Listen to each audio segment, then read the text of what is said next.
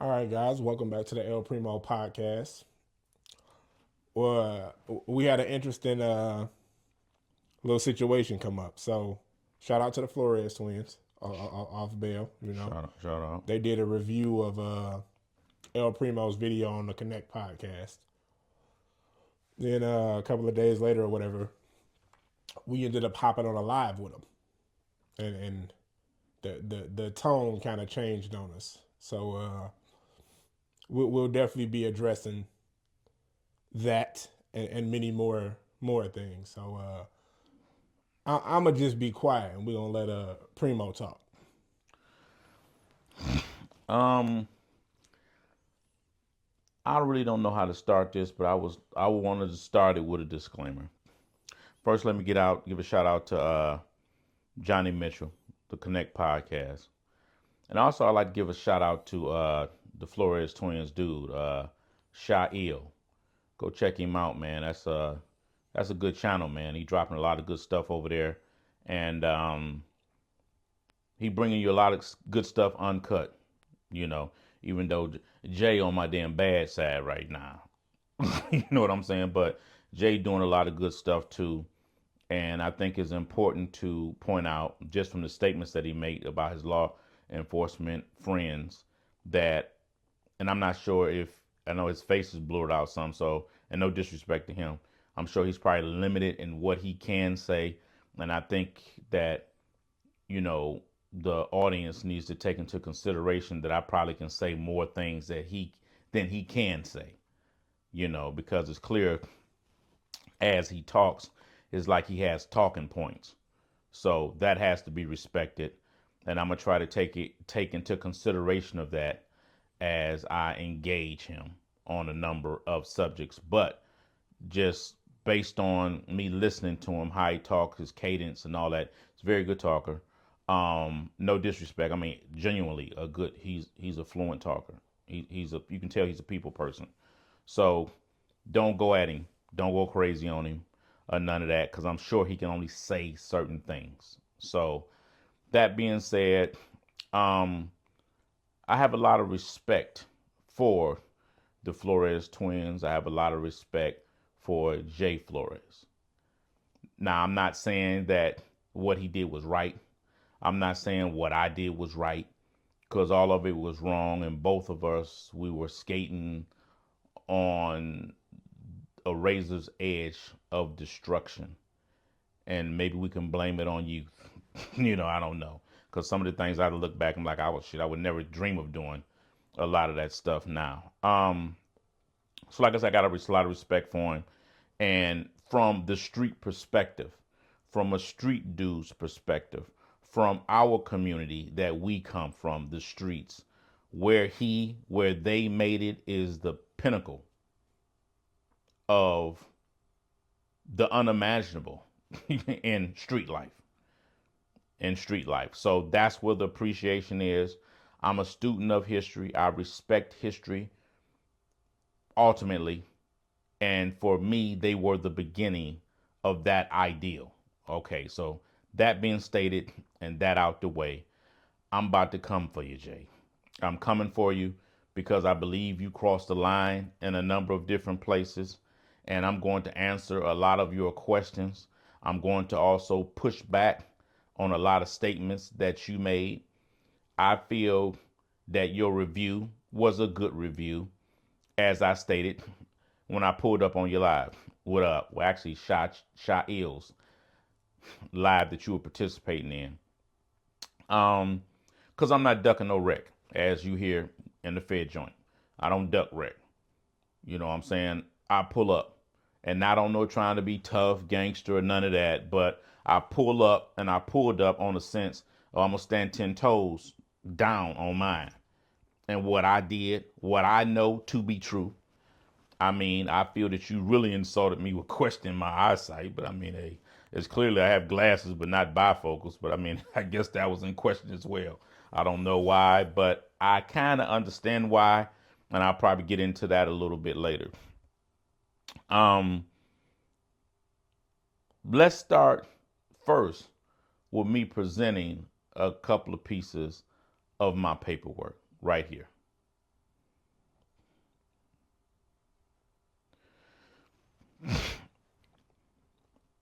Okay, you see a couple of pieces of my paperwork, and I'm gonna leave it post up for a minute as we talk. You guys can pause it, copy it, or do whatever you want to do with it. And clearly, it states that I traveled to the inner part of Mexico on a number of occasions, many occasions.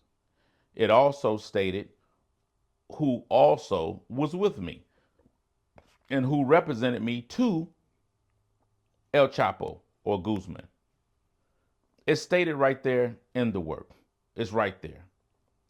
And it also stated, as I stated, that Chief, as I identify him in the paperwork right here, it states Mario Nunez Mesa, Maito, aka Mac 10, and all that other good stuff, that he started out with Juarez cartel. And you keep coming out and saying that he was an underling, he was basically minuscule and pretty much nothing. But before I finish this video, I'm going to prove you to be wrong with, as you stated, the government's paperwork. And you claim you can't find nothing on me and you can't find this, that, and the other. But you can definitely find Maito, the Butcher Durango. I know you've seen it. And I know you see a lot of stuff that you try to act like that you have not seen and you're not familiar with. And I'll get into the reason why I think that is toward the end of the video.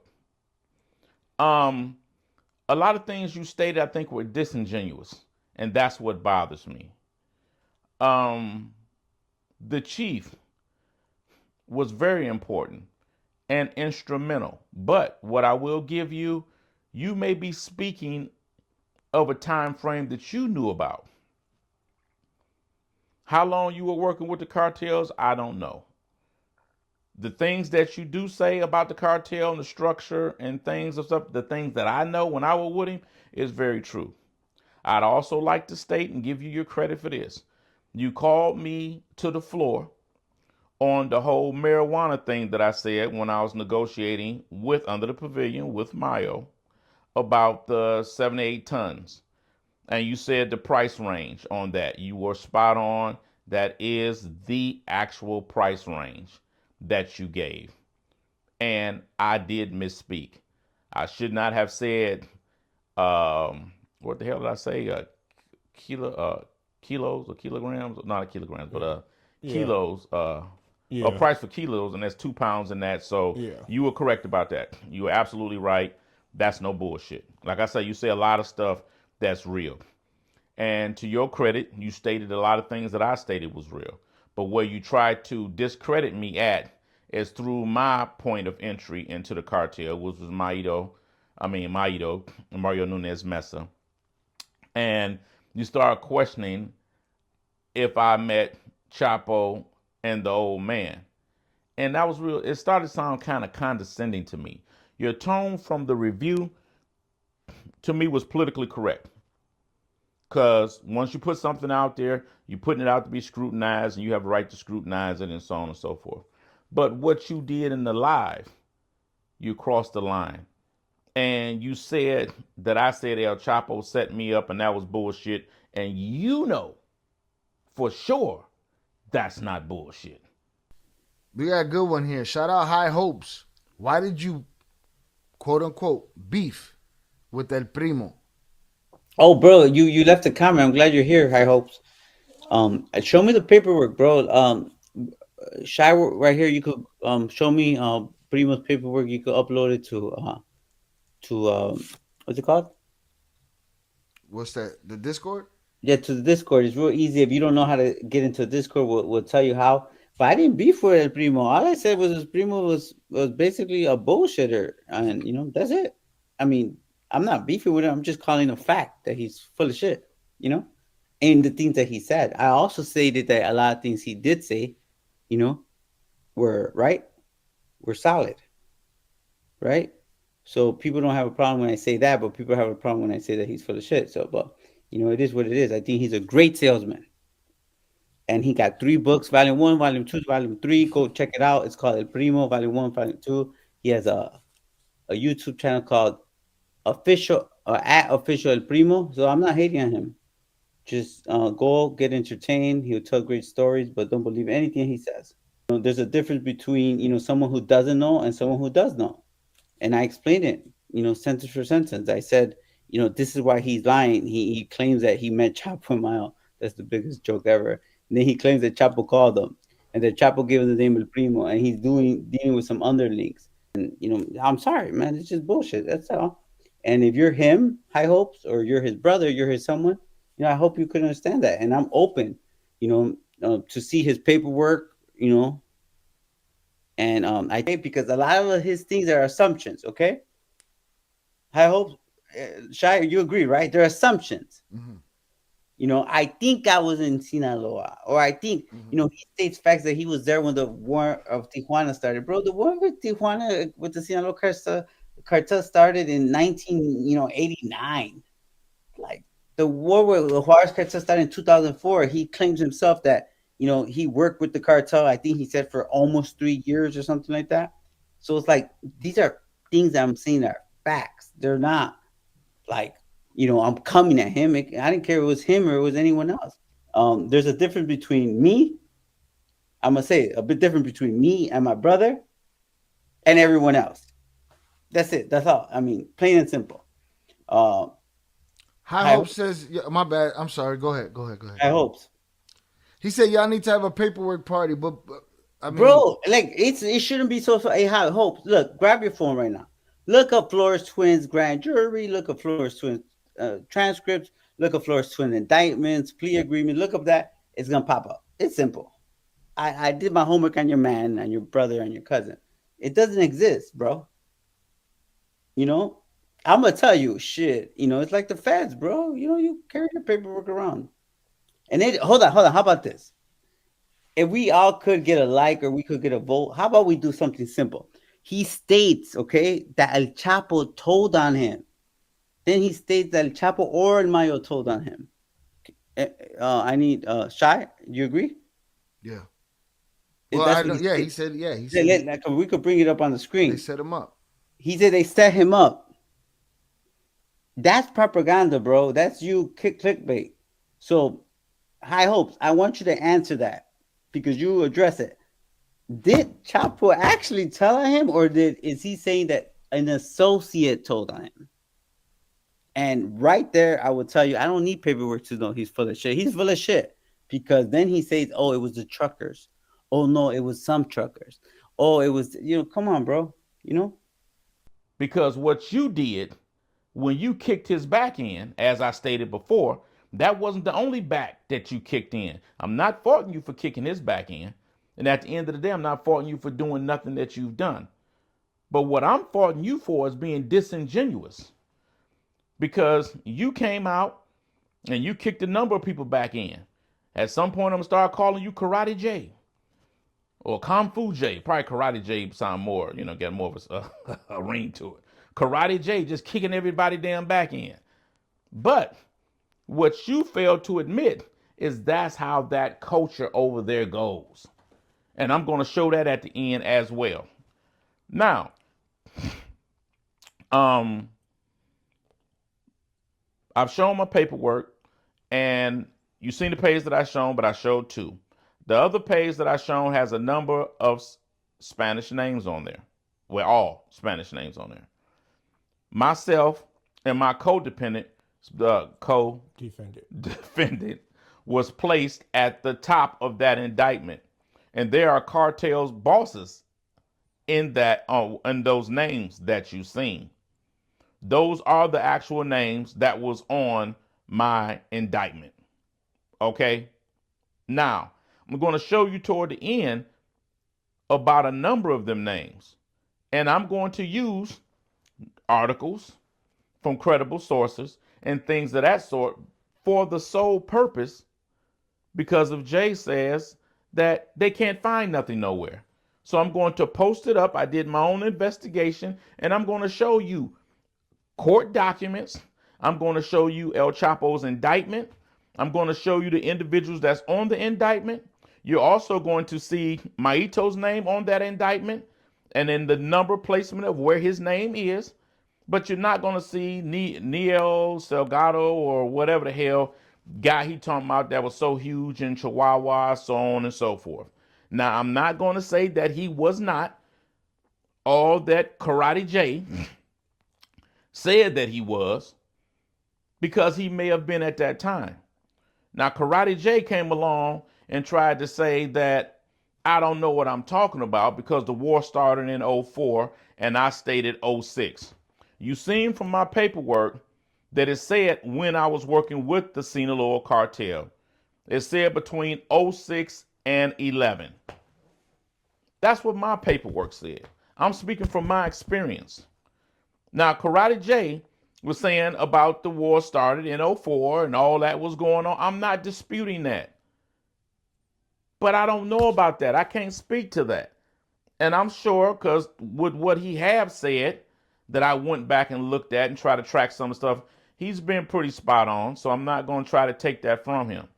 But what I'm saying is, Karate Jay, you left the street in '08. That was 2 years after I was affiliated with the Sinaloa cartel. You turned yourself in. You turned yourself in. You know why you turned yourself in. My opinion of why you turned yourself in, because that scrimmage that you called a war from '04 was just that. It was a scrimmage. The real season was about to start. And we know from the NFL and NBA that a scrimmage or preseason is different from the season. As we say, Bugs Bunny would say, you took a left at Albuquerque, buddy. It was about to get rough. And you knew your head could be on the platter. Why? Because you spoke about something I said about the bricks and the stamps. To your credit, you did admit that some of it's true, or however you stated it. And you said because you received bricks that had a number of different stamps. You received a number of bricks that had different stamps because it's just as I said.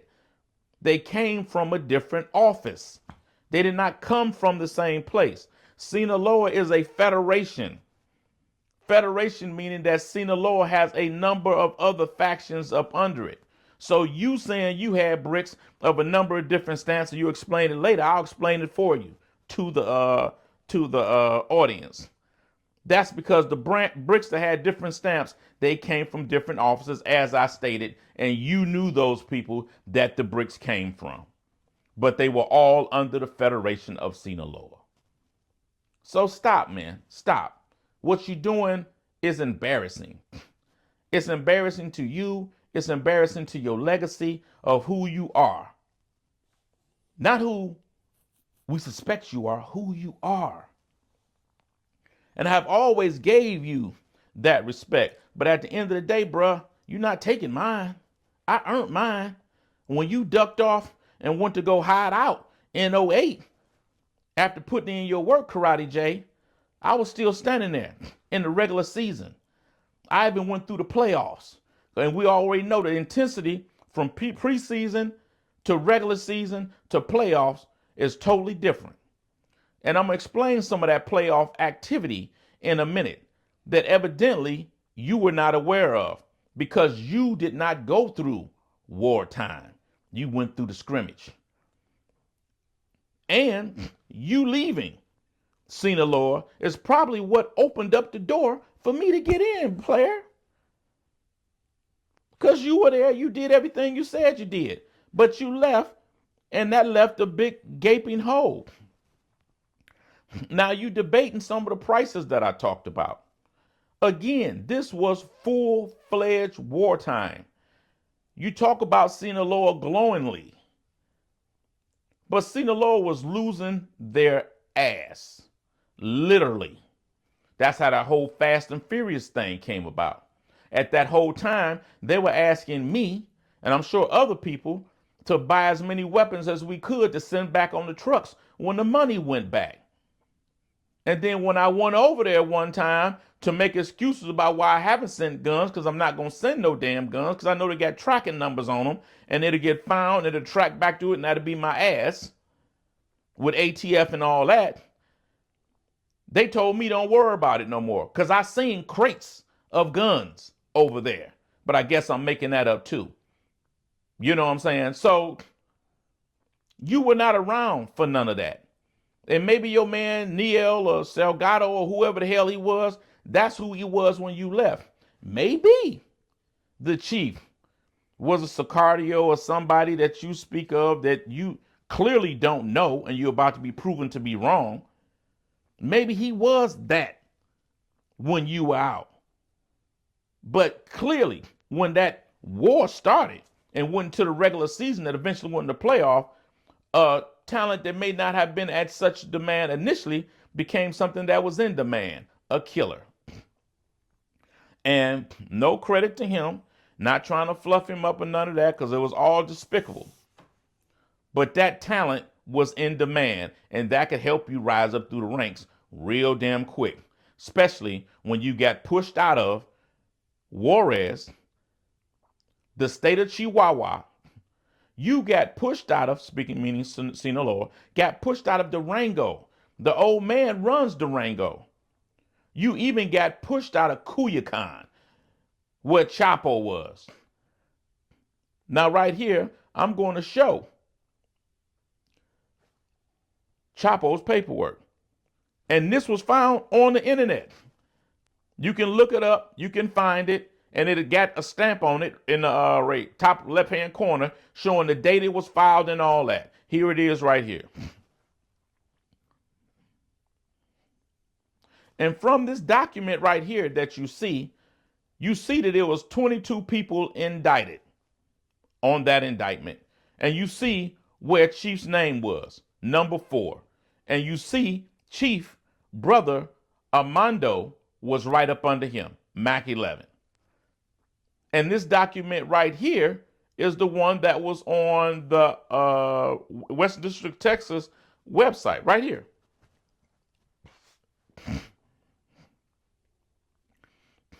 And you see that Maito's name is up much higher because in the other actual indictment, it showed Chapo 1, Old Man Mayo 2, Oliver or whatever 3, because I'm the worst with the names. It showed Maito 4, Armando 5, which was his brother, and it showed Jaguar as 6.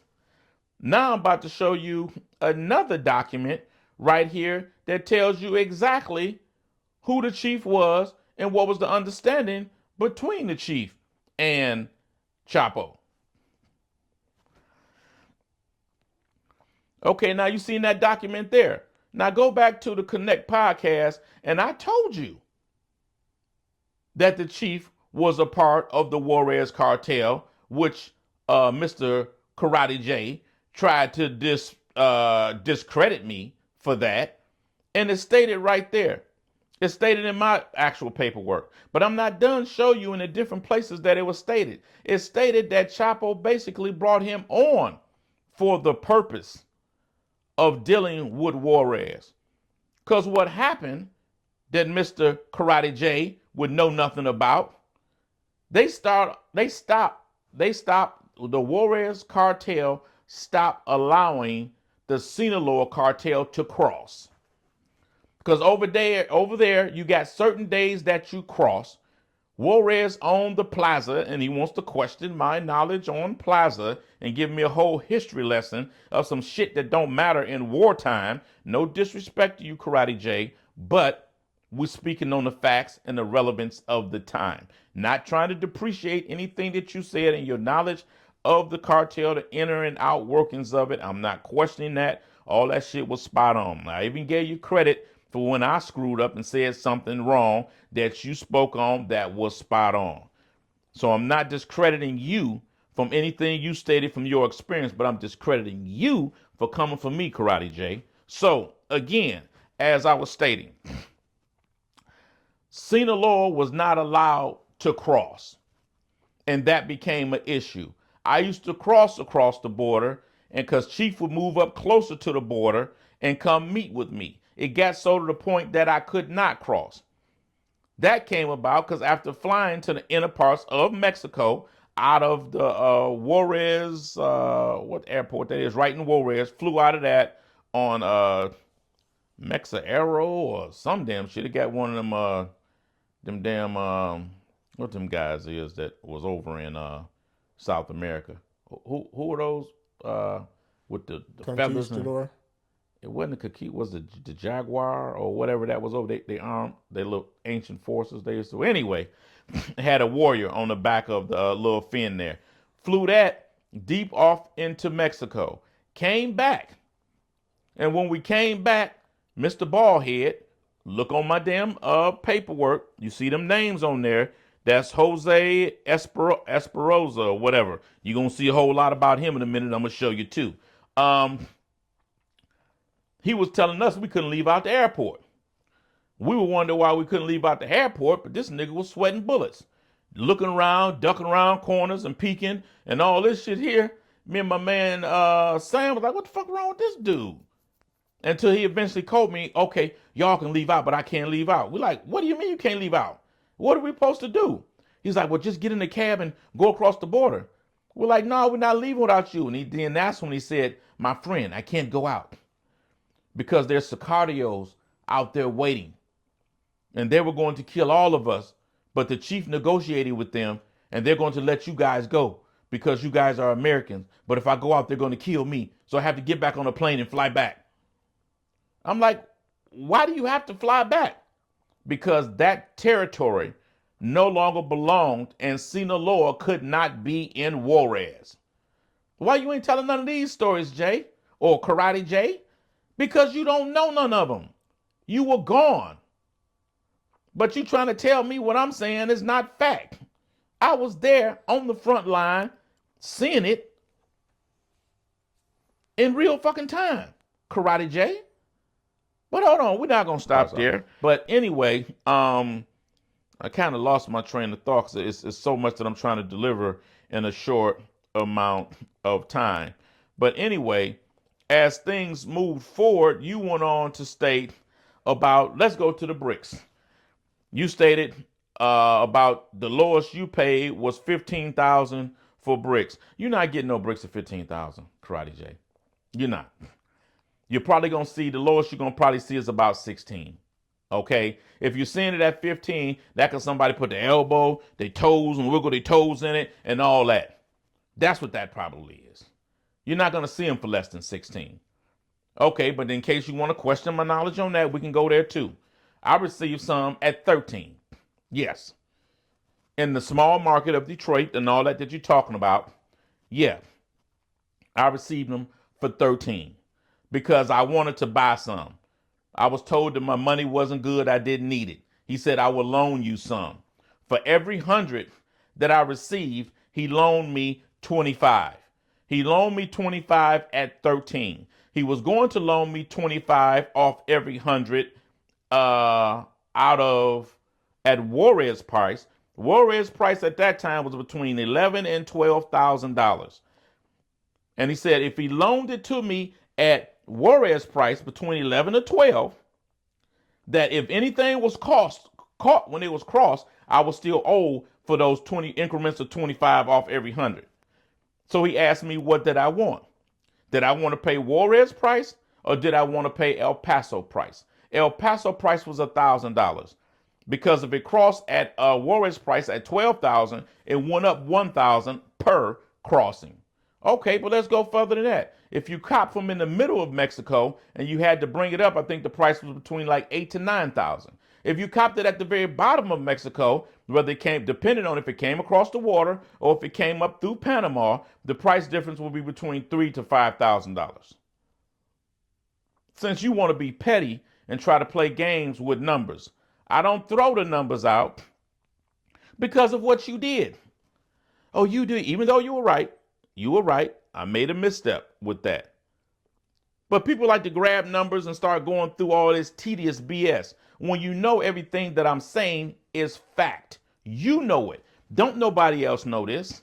The information that I gave on the Connect podcast is information that you and your brother know. That nobody else don't know that. And you know it's only way you can know that stuff is for being over there in the middle of it. So like I said again, Karate J, you disingenuous for how you came at me and questioning, have I met Chapo and the old man? My paperwork shows that, but we're not going to stop there. I'm going to show you another article right here which is, I think it's page 8 out of the 28-page indictment for Chapo. And it talks about Maito's responsibility as well as his little brother. Take a look at that here. Okay, now that you've seen this, you've seen that El Chapo gave instructions for El Mayo to take back control of Juarez and the state of Chihuahua, where you say your boy Noel Salgado or whatever hell his name was so big and had all the marijuana in the world and he was an underling of him. Evidently not, or something happened, because guess what? Noel Salgado, whatever the hell his name is, he was out during that time. Why didn't Chapo tell him to do it? Excuse me. I need a drink of water. I'm going at the Karate J so hard, I'm getting famished. Not Karate J. Okay, Karate J, I'm back. Now, when you see that, you also see that Chapo gave Maito instructions to take back control of the state of Durango and also the city of Culiacan, because as I said, Sinaloa was getting their ass handed to them and they got pushed out. During that time, they requested for me to come down again. And that's when I could not cross the border. Not only could I not cross the border, I had to fly into Mexico City because they lost all that territory that Maito was charged with getting back for them. Yeah. By the guy that you say that the lowly Maito, Right, he's just a cop and a murderer. He's just a cop and a murderer, the insignificant guy. Your guy, Noel Salgado, or where the hell was he at? Salgadoing somewhere? You know what I'm saying? So everybody that you speaking highly about, again, that may have been in those positions when you left, were no longer anymore. Because anyone that knows about the real war, not the scrimmage that you were a part of and ducked out on, a lot of people were getting killed. A lot. And Sinaloa was hemorrhaging with the amount of bodies that they were losing. Actually, Chief got shot up after the meeting in Culiacan that I told you I was at when they decided to go full-fledged war, them as well as the Beltran Lever brothers and some number of other organizations there. I was on the phone with Chief when one of the Corella brothers called Chief and said, come on back, let's try to work this out. That 8 to 9 tons or whatever I said before, while you playing with numbers, just because I may be off somewhere, I didn't get. Because the chief was going to go back with Juarez, but when he went back, they ambushed him and tried to kill him. They killed off damn near all his security and shot him a couple of times in the damn leg. That's what really opened it up. And I believe that's what really turned him into the killer that he became. All the 300 bodies or whatever that was in them clandestine graves in Durango, when Chapo gave him the instructions to take back over the state of Durango, majority of them bodies were from Zetas. Okay? How do I know this? Huh? How do I know it? Okay, now what we're going to do, we're going to do a little bit better than that. We know Durango was ran by the old man, but I never met the old man, right? Okay, Chapo gave the instructions to Maito again, and in the document that I just showed you, the court document, out of El Chapo's indictment, it states Armando Nunez Mesa, El Mayo's little brother, Flaco, not the Flaco that you were speaking of, he was over the control of the state of Durango. Wait a minute, that's Mayo's, right? Mayo had no more control in Durango because he got pushed out by the Zetas. Maito gave Flaco the instructions to go into Durango and push the Zetas out. This was in early January, I believe. Flaco went in there, successfully pushed the Zetas out, but there was an issue. The issue was this. I was being hid from the Sinaloa cartel because Chapo tried to get me to cross over and work directly under him, but I kept my word to the chief to not throw him under the bridge.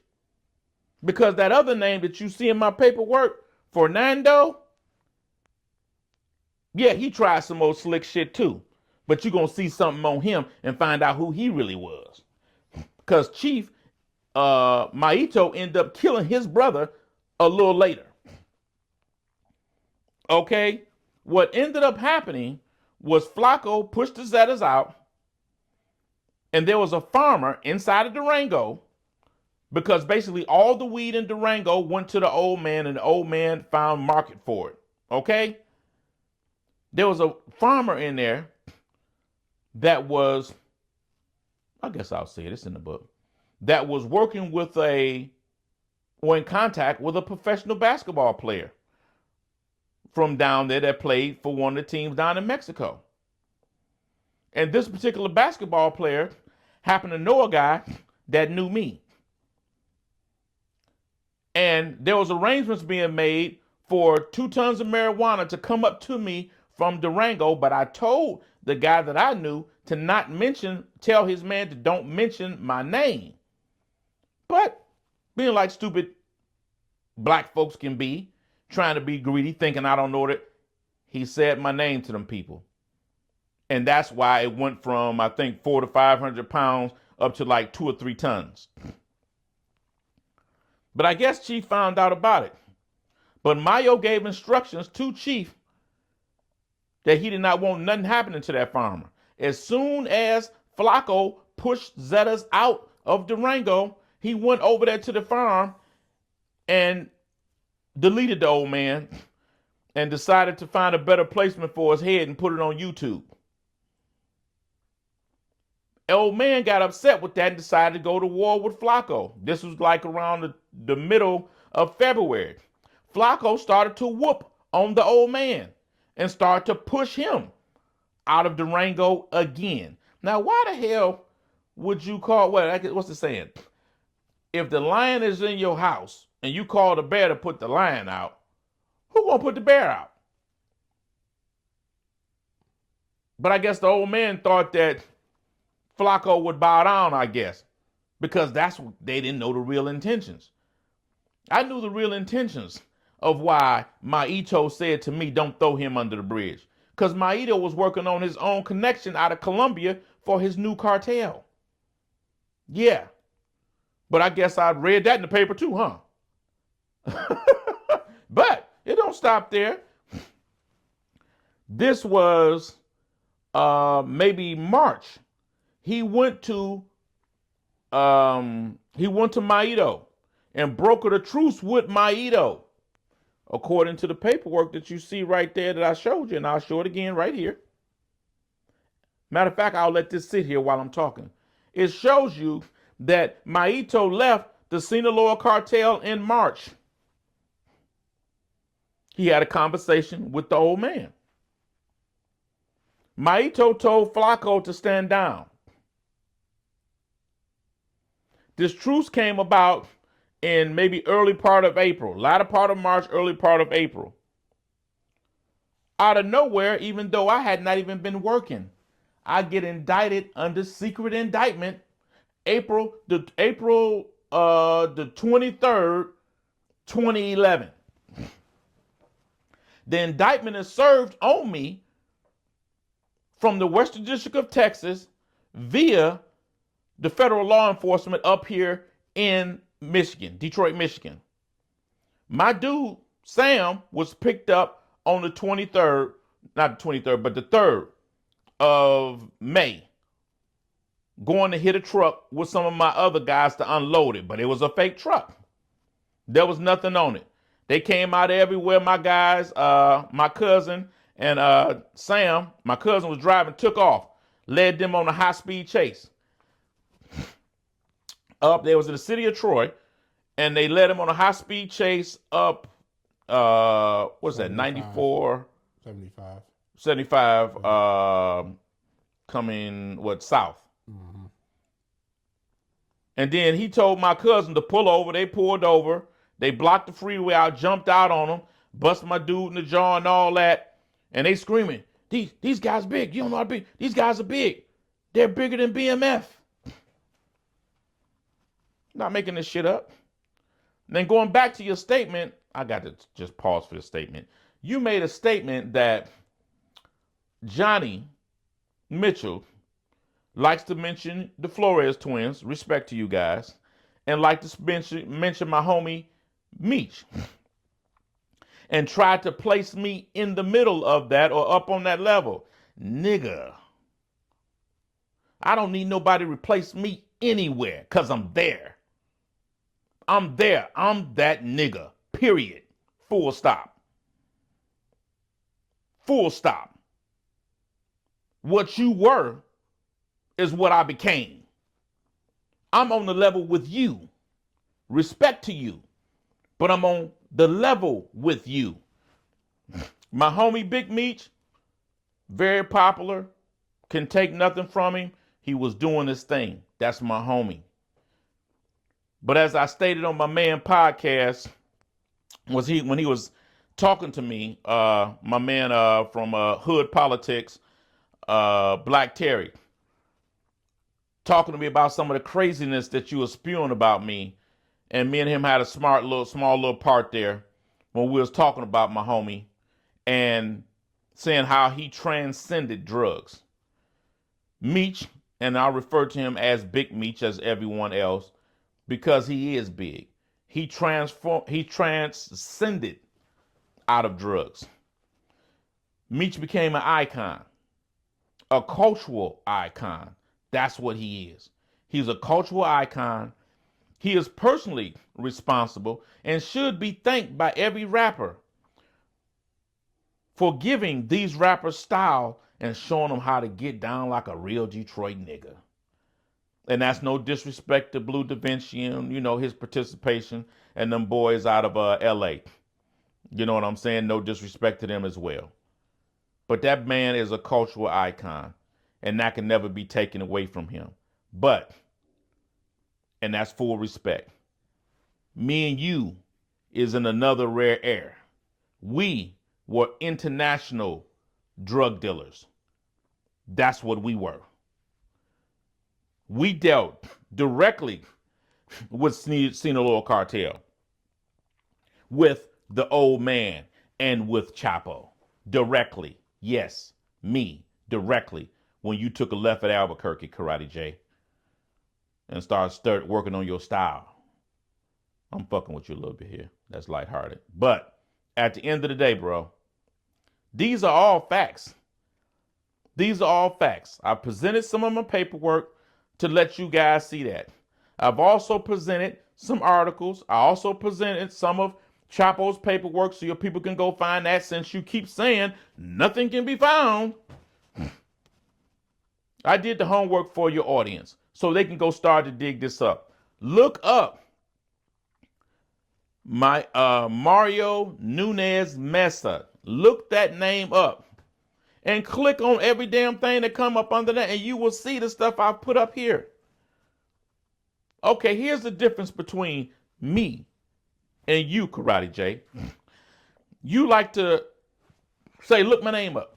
You'll see the transcripts of it, as I stated before in the live. You're stating that as if you've done an honorable thing. No, you have not done anything honorable, because the government placed that up there because of your participation with the government.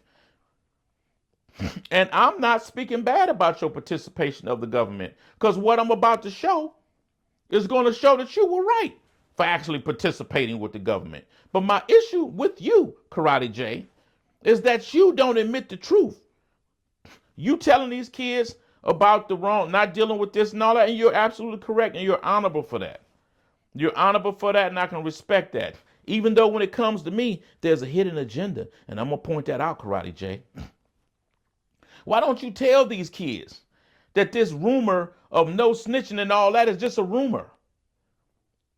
It's just hood folklore that is not real. Why you don't tell them that? Why you don't tell them that Chapo was informing and had the people under him informing, meeting with ICE and different agencies of the American government giving money, giving information on his enemies, the Juarez cartel. Why you didn't tell him that, Jay? Now, maybe you didn't know because you wasn't around. I give you that. And at the end of the day, as I've stated, and as you have stated, this is a business. These people are doing business. It may be illegal business, but they're doing business. And they trying to fucking win by all means necessary. Whether that's doing the things that Maito do or getting the government to do it for them. No different from the mob. It's all the same. All the folklore of rap, this, that, is all just folklore. No disrespect to anyone, but for dummies. Why don't you tell them kids that? Why don't you tell them kids to stop believing the lies that these old heads or so-called OGs out here doing, putting batteries in their back to go get them to crash out, just so when they get hemmed up, they go and tell on them. Why they think they standing 10 toes down and they get their damn head knocked off in the system. And they get inside the system and got to find out that all them niggas in there then told, or either they didn't have shit that the government was interested in hearing. Won't you tell the real facts, Karate J? Yeah, I'm coming hard. I'm coming real hard. Because you got to come off the BS. You know what's going on. Now, I know why you ain't telling the whole thing, Karate J. You ain't telling the whole thing, Karate J, is because you could possibly profit, which is nothing wrong with that at the end of the day. I'm a businessman just like you. Can never knock the business. You could profit from the folklore or the hood fairy tales of that whole idea of loyalty. That's why you came for me, Karate J. You came for me because I am the Frank Lucas. I ain't talking about the extra shit he did now. Just talking about the one part. Frank Lucas, the Frank Matthews. I am the Bumpy Johnson. I am the caliber of those types of this shit right here. Because you can't afford for someone like me, that's my color, to come and say and prove it, stand 10 toes down on it, that I met and sat and negotiated with the same people you did. You can't stand that. Because Jay, or Karate J, you still got an ego, man. You still got an ego. You still living in the folklore of what you've already done. No disrespect to you, because what you did. And you did it damn well. And you paid for what you did the same way I did. So I'll never disrespect that. And will always hold that in high regard, just coming from our culture where we come from the street. And I will always respect that because you did the damn thing, boy. You did the damn thing. But at the same time, don't come trying to shit on me, man. I did this shit. I lived that shit. I lived that same shit that you lived, but I lived it when it was super damn dangerous, when you ducked out on it.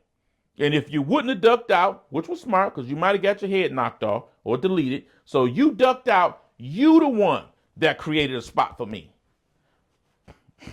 Because Sinaloa was hemorrhaging. They was hemorrhaging and they couldn't make payments. You know why they couldn't make payments, Karate J? They couldn't make payments because as they moved work up and people was holding on to work to move it up toward the border, they switched allegiances. And they took the work with them. It got so bad to the point that all the work that Chapo was getting, he was only giving it to Maito to send to me. Yeah, to send to me. Now, what we're going to do, we're going to go into a different phase of this whole diatribe. And we're going to talk about that thing that you said about me and called it bullshit when I said El Chapo set me up. Right here. That's like kind of like magic. I said, right here. Right here. The shit didn't show up. Okay, right. Well, there it is right there.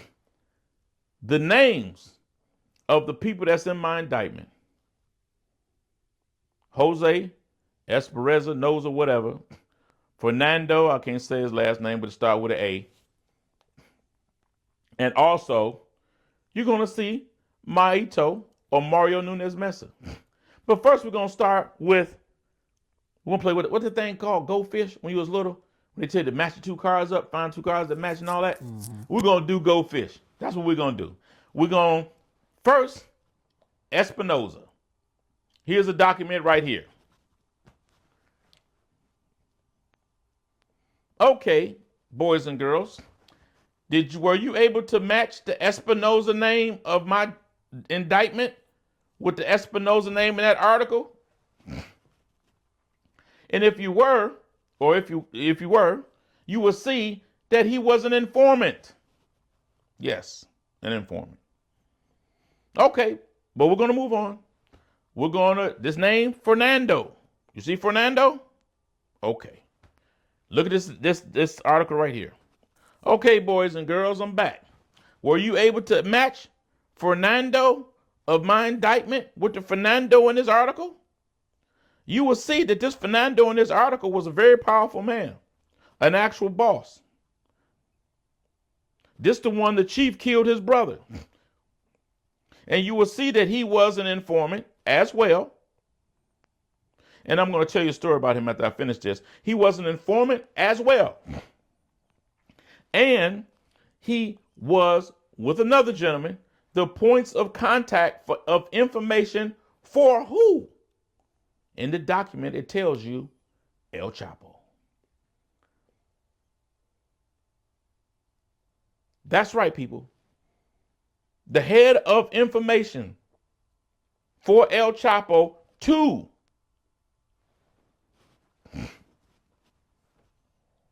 But let me move on. I'm going to come back to him, though. He's a very interesting guy. So right here, we have my boss. Right here. Look at this.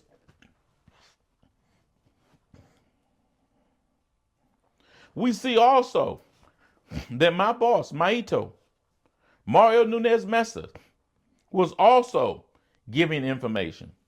And I guess I'm making this up too, Karate J.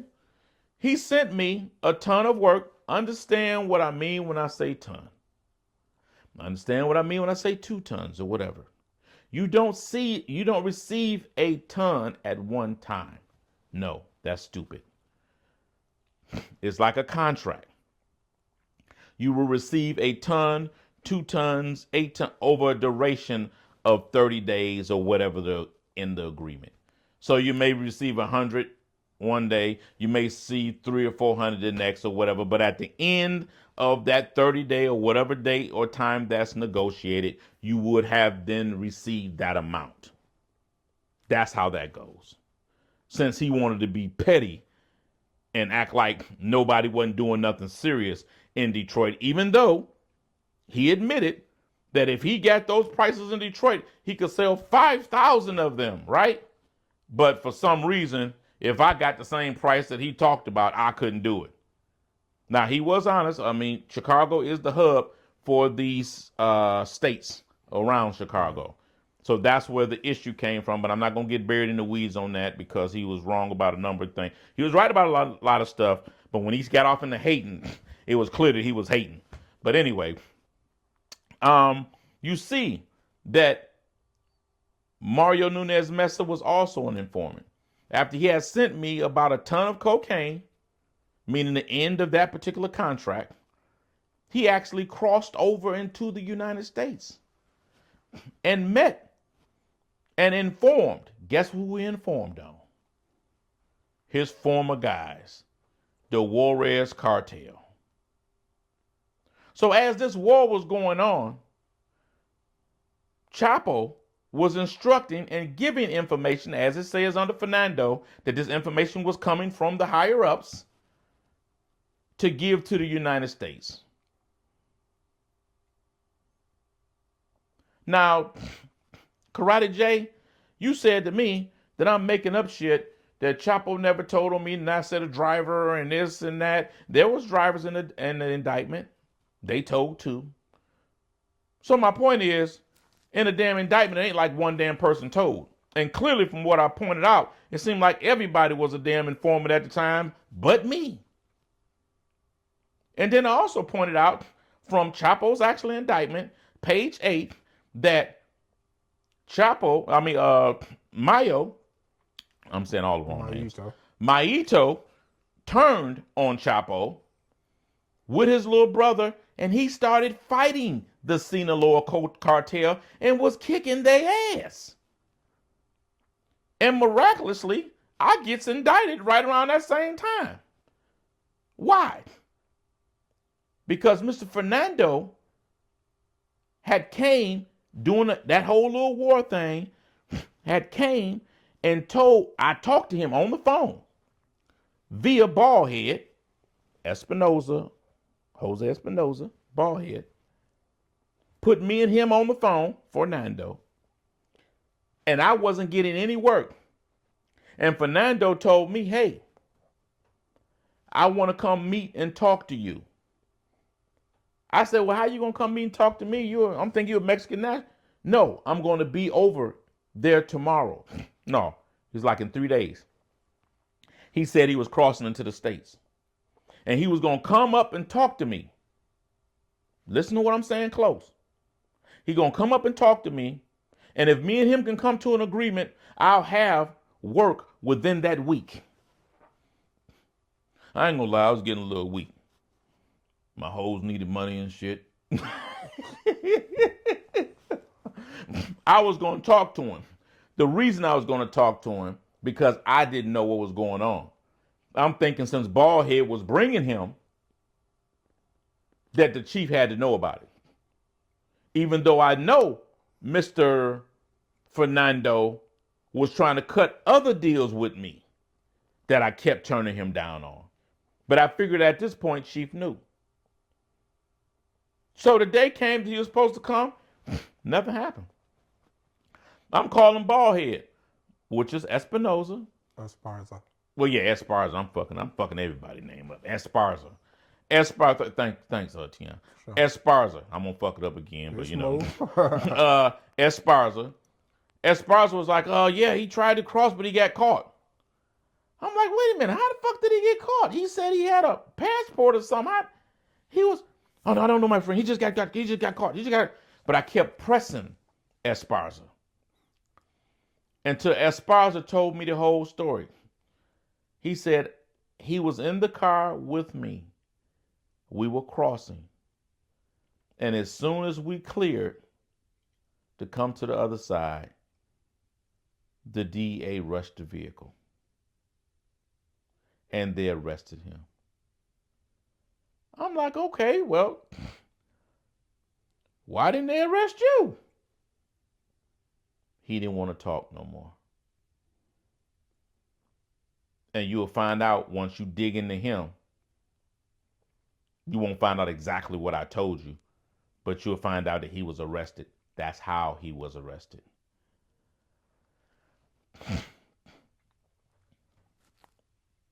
So my whole point is this. The pattern that we're seeing, that I'm pointing out, that there was a lot of information being given to the government from these different individuals, and it leads to Chapo. Is there something saying it directly? No. But we do know that even as the Beltran Lever brothers found out, when you get on the bad side of Chapo or the old man, somehow your shipments end up getting caught and you end up being arrested. Yeah, you have a lot of law enforcement problems. And as I gave you the timeline of when the Zetas was in control of Durango and all them 300-something bodies were Zetas, the meeting, well, Flaco knocking or deleting the one guy, Mayo's very good friend. Mayo's attempt at war going very bad for him. His meeting with Maito that stopped the war. And no longer than a month after that, I'm indicted, secret indictment that I don't know nothing about, and it's served on me approximately 2 to 3 weeks later. after we find out that Maito went to war with Sinaloa. I get arrested because I'm the top earner. I can move that shit. And as long as you make your payments over there, they don't give a fuck who wins. I also said about that cartel, that Nuevo or New People cartel, as it's stated in the court documents, because we already know the government don't lie. And the government, what I'm saying, the government is narrating this story. Not me, not Karate Jay. It's all there. You can look it up yourself. And you can match that with the stories that I'm telling. Because I can give you the inside stories on it because I was there. Oh, I forgot one piece, which I'm going to put right here. Right here, you got the government that got an actual conversation between Chapo and Mac 10, one of the alias of Maito, Mario Nunez Mesa, saying that he was in constant contact with the governor of Chihuahua. Wait a minute, I thought Neo Salgado or whatever the hell, Flacco, not Chief's brother Flacco, was the joker that Maito was working up under as a lowly bootlicker or something. Ain't that what he said? What is my reason for going through all this? My reason for going through all this is to say, bro, you're not going to disrespect me. What I did, I was wrong for doing. I wasn't right. You were wrong for doing what you did. You weren't right. And I'm not saying that to try to say who's ever wrong or whatever the case may be. We both were wrong. We both were ice skating on the edge of destruction. And we didn't know it. At least you were smart enough to figure it out and get the fuck on. I get a lot of respect to you for that. And maybe my naivete or naiveness is the reason why I didn't bail the way you did. Because I will admit, I don't know the culture like you do. Because that's not my culture. That's not my culture. That's your culture. So you would know more about it than I would. I was learning on the go, which we both know was extremely dangerous for myself. Okay. But at the end of the day, we need to be honest. I understand you got money to be made, man. I get it. You got a lot of things going on with 50 and all that. I get it. I understand it. I respect it. And I wish you the best on all of it. I enjoyed the conversation we had on the live before I heard all that shit you was talking, Karate Jay, before I came on. I still have a lot of respect for you. What you guys did again in the context of our street life that we live, that I believe that's extinct and gone now. And we were younger men, that you did the impossible. That can never be taken away from you. But at the end of the day, scrutinize what I say. Challenge what I say. The same way I'll do the same with you. For the sake of the kids or whomever's watching to know the truth. Because you have to always be willing to be scrutinized and checked. And as I stated, I was wrong on that one thing and you were totally right. You never said that everything I was saying was a lie. But I fought you because you knew damn near everything I was saying was correct. And your only point of interest was to make sure that people knew, as you described, that I was a fraud, making up shit about meeting the old man and meeting Chapo. Because that has been your claim to fame, that you were the only to meet. And unfortunately, my brother, that's not true. And you're starting to carry on. No disrespect to you about what I'm about to say. You're starting to carry on like the pretty girl at the dance that found out that maybe somebody else had a prettier dress than you, or just as pretty as dress as you. No disrespect, not suggestion, or they say no diddy, that nothing about your sexuality, nothing. I'm just using that as an example.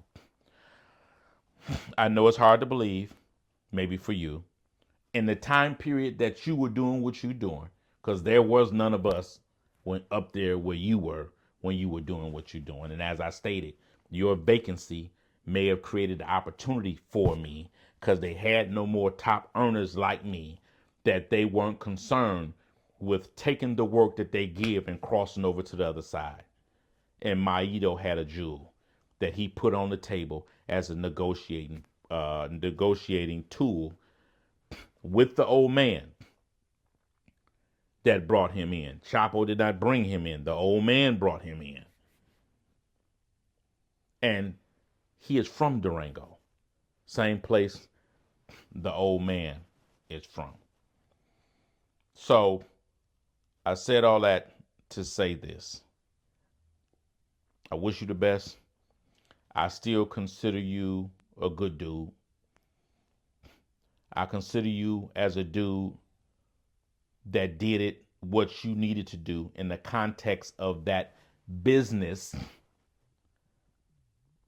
because that's what it was, a business, illegal business, but it was a business. And that's how you operated in that business, dealing with those business individuals over there, illegal business. There was no such thing as loyalty in the concept that our American idea expresses. It was always first and foremost business. I think it was a shock for you to find out about me. And I believe you considered me as a threat, but not in a threat as in a bad person, because I don't believe you were trying to attack me personally. I believe you were trying to protect your interests. And as a businessman, I understand that and I get that. But facts are facts. And at the end of the day, we have to be honest. Honest about the things we did good and honest about the things we didn't do so good and the misjudgments that we made. Within you being surprised that someone else existed, I think it's kind of like, now, just another example, no disrespect to you, not a suggestion of your sexuality, but just saying how the main chick finds out when they got this hell of a man that he got a side chick. And you found out I was the side chick. That was a joke, Karate J. I'm just fucking with you. Karate J, don't get mad at me when I call you Karate J, because ain't nobody innocent in this shit, man. Ain't nobody innocent in it. Nobody comes out unscathed. You did what you had to do with the biggest snitch of them all, Chapo. And you don't be a boss like El Mayo, working with or around the Lord of the Skies, and I can't remember the other guy name that everybody worked up under, because I can't pronounce some names worth of shit. You got to know some tricks that don't nobody else know. And you know what I'm saying. Only you know what I'm saying. Me and you know a lot of secrets that we don't talk about, that we'll never talk about. But when I say you know what I'm saying, Karate J, you know exactly what the fuck I'm saying. There's no honor amongst thieves. And that's what we were. But thank God we've had an opportunity to find a way to transition from that. And I'm not going to sit here all goddamn day, because I'm a regular nigga now, as my dude Gangster Williams say. And shout out to Gangster Williams and my man Brian Blaze Gibbs, because that's who basically put me on with Gangster when Gangster interviewed me, and I sent the paperwork to Gangster, and Gangster seen, as he stated in his video, y'all can go watch, I seen your paperwork. That's how he started out. And El Chapo's name is in your paperwork. El Chapo's name is all through my fucking paperwork. El Chapo's name is in there, as that one story I told, asking me to purchase 3 Rolexes, to purchase a bracelet, and purchase a Cartier watch. I think it was the bracelet or the watch that he gave to, and the paperwork said La Luz, or some woman named La Luz or something. And did he get a watch to her? But I think he gave a bracelet to his then girlfriend that he was about to marry, because I was supposed to come down in November, and I think I would have probably seen you. I think that was in 06, if I'm thinking right, because I got raided over on Navarra. I believe that was 06. Maida wanted me to come down because he said there's a big party he wanted me to come to. But after that happened, that got scratched. But I found out later that was, I believe, when Chapo proposed to his now wife and mother of his children or whatever. I was supposed to be there at that, you know. But as Civilian Wayne, ex-cocaine Wayne, El Primo, I got to take my ass to work and punch that clock. And that's the reality of real life. And I enjoy it because, man, that shit was a lot of stress. That shit was a lot of stress. And that's not even something I would even want to dream about again, because that shit was a lot of stress, man. And I really didn't know. I was in over my head. So when I tell this story, I'm telling this story from that perspective. That's why I'm not telling it from this place, that place, because I did a lot of stuff I did not know, because it was all foreign to me. And I had no one that I could ask, because no one knew. But as always, man, Karate Jay, I fuck with you, man.